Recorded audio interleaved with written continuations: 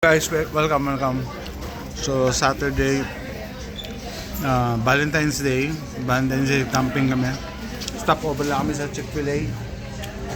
Ngayon kotse, yung mga dogos nandyan naghihintay. Kaya inabang ko lang yung bintana. Stopped at the rest stop. Water break.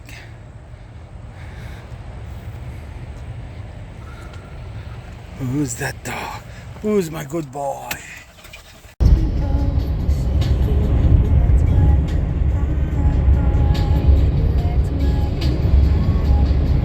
46 minutes away and around 16 miles. Continue it's straight. dark. I don't know how we're gonna set up our tent. It's dark. It is very dark. The rain is about to fall. I think there's a The storm is coming.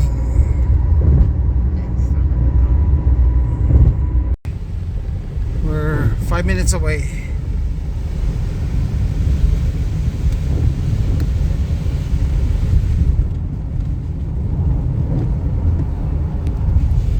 We're here. What is this? A branch. Reflector. We're here. Okay. Wala nang Why? trespassing, wala. We're inside the property, but we need to navigate past that branch. Inside the campsite, some more. That's bad. Bakit? Bigyan ko kayo ng update, no? Nakapasok na kami dito sa campsite. Hindi ko kailangan magputol ng chainsaw. Inangat ko lang yung kahoy na nakaharang, yung sanga. Anak ko. And ito na. Hindi na makalabas. Okay. Mga aso ayaw din lumabas. Okay guys, pauwi na kami. Okay, grabe yung pinagdaanan namin. Kasi nung lumakas yung ulan, nagputik yung daan, yung lupa dun sa loob. Nabalaho kami. Kala namin hindi kami makakalabas. So ginawa namin teamwork. Si Mrs. pinag-drive ko. Tapos binibigyan ko siya instruction. Ako nagputol ng kahoy. Buti may chainsaw kami. Pero yung ibang kahoy hindi na kailangan ng chainsaw kasi nga nabubulok na. Nilatag ko sa gulong. Tapos every time na tatapak siya ng gas, tutulak naman ako sa likod. Kaya basang-basa ako kanina. Tapos puno rin ng putik. Sa ganun hanggang nakalabas kami sa property. Yun, basa yung sapatos ko, medyas, pants. Magpapalit kami ng driver siguro pagka nagpagas na. Kasi imagine niyo guys, tinatry naming makaalis doon, start, andar, tapak gas, pero yun, nakailaw na yung namin, yung gasolina.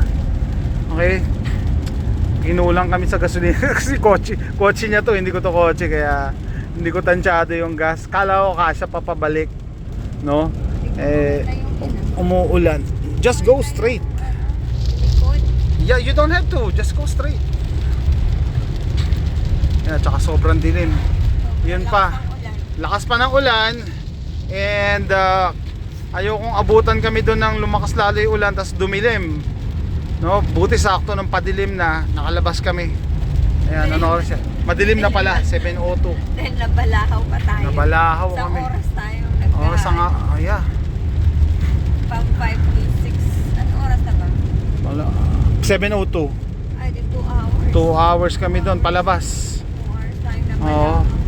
Hindi ko na tinuloy yung setup kasi dapat sunny bukas Bila nagbago, sabi rainy pa rin bukas. So pag naabutan kami diyan, lalong hindi kami makakalabas. Tapos yun nga, mga aso hindi rin makakalabas dahil muulan. Yan. So kailangan namin pagpagas. Thunderstorm. May pa ngayon, may tornado watch. O baka mabagsakan kami ng mga sanga doon. Check 8:30. Sabi namin kain na kami kasi 10 ang arrival namin sa, by the way, naggupit ako kanina bago umalis. Kami dito sa gasolinahan. May stop open Dito hanggang na. 12. Wag na, gutom na. So dito park lang ako sa ilalim ng gas station. Makakain. Charlie's. Tama yung Charlie's. Philly cheesesteak. Time check, 51 miles to go. What's the time? In 2 miles, take the exit towards State Highway 99 West and Grand Parkway. 51 miles to go. 52 minutes. Dito kami sa bahay. Mag-alas 11 na. Pagod na ang lahat. Giniginaw. Sabi ko tulungan nila ako magbaba. Sabi na, iwan mo na lang yan bukas na. Hindi pwede. Una-una, may mga baril tayo dito. So hindi pwede iwan. Tapos yun nga yung dapat iihamay namin, binaba ko. So impake na kinarga ko lang kanina umaga yan, ngayon tatanggalin. Anyway, ayun, unexpected turn of events. Ganun talaga eh, hindi pwedeng pilitin, lalo na may kasama kang aso tsaka ayun, pamilya, sabi ng misis ko may tornado warning daw. Akala ko naman kasi, pagka may nakita kang weather forecast tapos pupunta ka doon, ambon lang pala. Ito hindi, ang lakas ng ulan, tapos ang bilis magbaha doon sa sa property, yung pababa, kaya talagang nabalaho yung Explorer, sabi ni AJ wala daw kaming ginawa this day. Sabi ko, it's part of the adventure. Kasi sabi ko, I hope may natutunan ka, kasi nagpapanik na yung asawa ko kanina. Sabi niya, hingi kami ng tulong sa yung neighbor namin, magpahila kami. Kaso ang layo pa, lalakarin ko. Hingi ka sa tulong sa Progressive, sa insurance. Sabi ko, hindi nila malalaman kung saan yung location natin. Nasa liblib na lugar tayo. And by the time na kung darating man sila, bukas na yan, walang magpapakabayani na gabing gabi tapos liblib na lugar, wala. So sabi ko nga, at least sayang hindi ko na dinocument yon, kasi wala paano ako magdo-document. Ako nag-iisip, ako nagtutulak sa Explorer, tapos ako naglalagay ng ng sanga ng kahoy, walang time mag-document. Papanik na nga yung misis. Wala yung pag-asa. Kasi yung tinignan niya, bumaba siya eh. Sabi niya, anak ko, umiikot lang, i-spin lang talaga yung gulong. Putik na talaga. Ang bilis magputik dahil, maano yung lupa. Malambot yung lupa doon sa lugar na yun eh. Hindi naman pwedeng patigasin yung lupa doon kasi may pipeline. Anyway, may natutunan din ako kasi, sabi ko, kaya sinare ko kanina kay AJ habang nag-drive kami, nag-uusap kami. Sabi ko, sana I hope you learn something na, if you give up early, hindi mo makikita yung solution sa problem. Kasi initially, paatras. Malapit na pala kami makalampas. Yung misis ko nagbago isip, sabi niya, ipaharap na lang daw niya. Kaya nag-U-turn pa siya dun sa dulo ng nung pipeline, and then hindi na kayo makaalis-alis. So sabi pa nga ni misis, sinisigawan ako gamitin ko daw yung trapal. Sabi ko, hindi pwede yung trapal, matatakpan mo lang yung putik, pero andyan pa rin yung putik. Puti mo, for some reason naisip ko yung mga sanga na nagkalat. So una, ginamitan ko ng chainsaw, pero napansin ko, malalambot na to, pwede ko na lang baliin to by hand. Tapos nilatag ko sa gulong, tapos umandar na, kasi hinto uli. And then I realized may mga malalalim talaga na part, malambot. Pinupukpok ko yung kahoy pa ilalim para talagang tumigas yung yung kapit niya. Tapos every time na sisigaw ako, natapakan niya yung gas, may konting tulak sa likod. And then doon nakalabas kami. Thank God talaga. Pero sabi ko, yung misis ko nung nagpapanik na, sabi ko, hey, don't worry, kasi if worst comes to worst at di tayo makaalis dito, di mag-overnight tayo. Mag-overnight tayo dito. Kahit umuulan, property natin to eh. Wala namang masamang mangyayari sa atin dito. Tsaka walang sisita sa atin. Tapos may dala kaming baril, di ba? Sabi nga sa Matrix ba yan?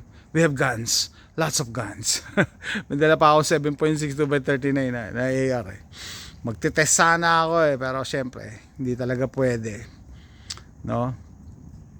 So ganun lang pala yon. kahoy lang. Kung may mga kahoy, no? Kung may mga bato. Kasi walang bato doon sa lugar ko eh. Kasi nga ano yan eh. Masand, maputik yung lugar. Hindi siya mabato. Kaya ayun.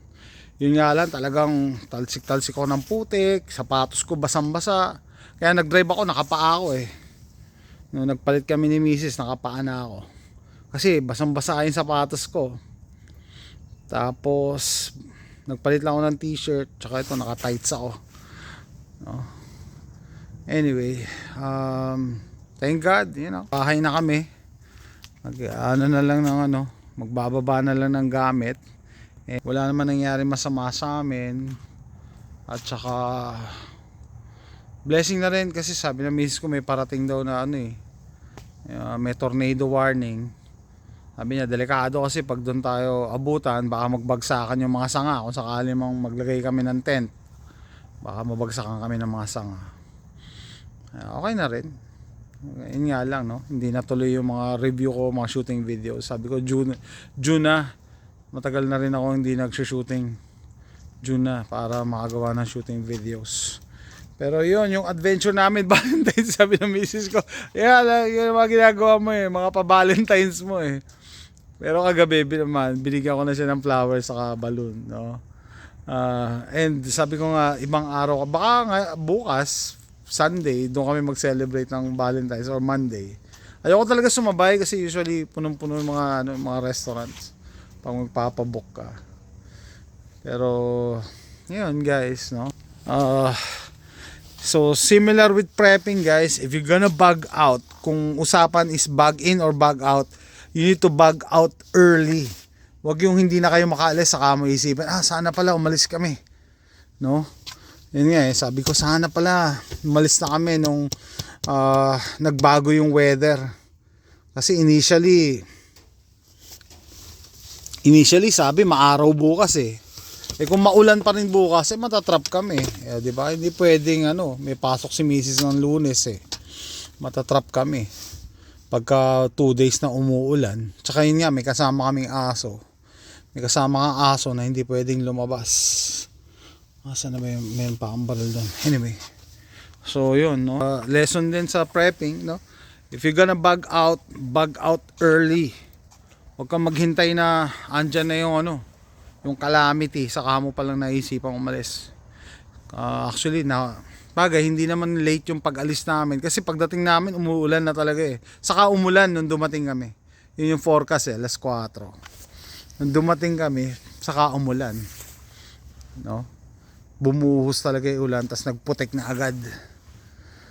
So yan guys, yan ang Valentine's namin. Yan ang pa-Valentine's ko kay Mrs. Kumain lang kami sa gasolinahan at nag-road trip balikan. Ay nako, 3.5 hours one way, 3.5 hours pabalik. Pero all in all, at least safe naman kami. So hopefully meron ako na i-share sa inyo. The least is na-entertain ko kayo, di ba? So with that, tatapusin ko na to. Doon sa hindi pa nagsusubscribe, please click like and subscribe para makagawa pa mas maraming video, and see you next time. Bye.